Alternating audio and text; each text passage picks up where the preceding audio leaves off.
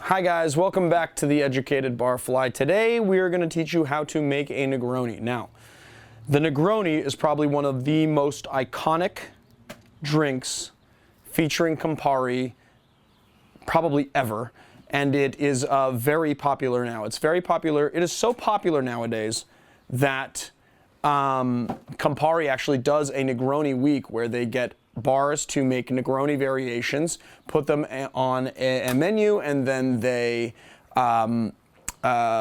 donate the partial proceeds to a list of different nonprofit organizations that the bar chooses. So the bar can choose whether or not, like wherever their money goes, which is pretty cool. I mean, I'll put a link in the show notes for you guys so you can check it out if you would like.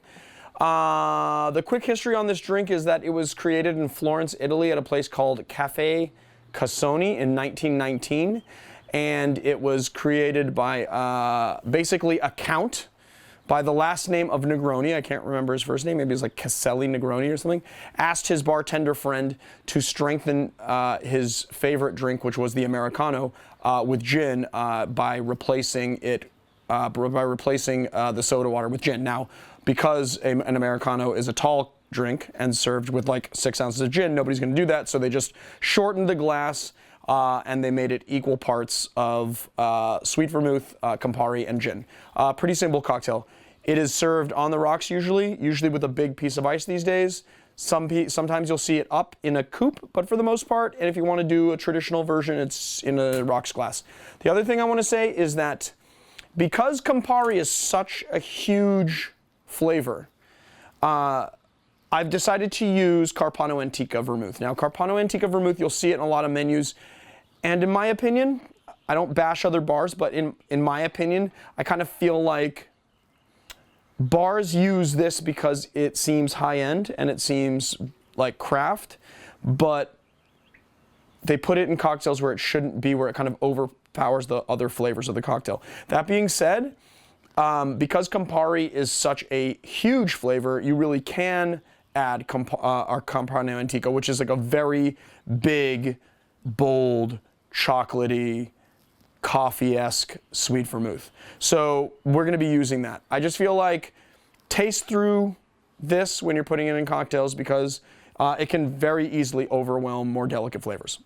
Okay, that's the end of my spiel. So this is what we're going to do. This cocktail's pretty easy. You're going to take, everything's equal parts of 1 ounce. So we're just going to do 1 ounce of Carpano Antica sweet vermouth. Sorry, probably should have put that label out since I didn't. I'm going to show it to you.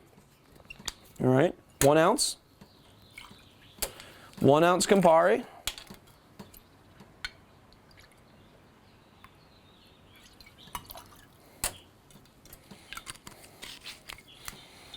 And 1 ounce gin.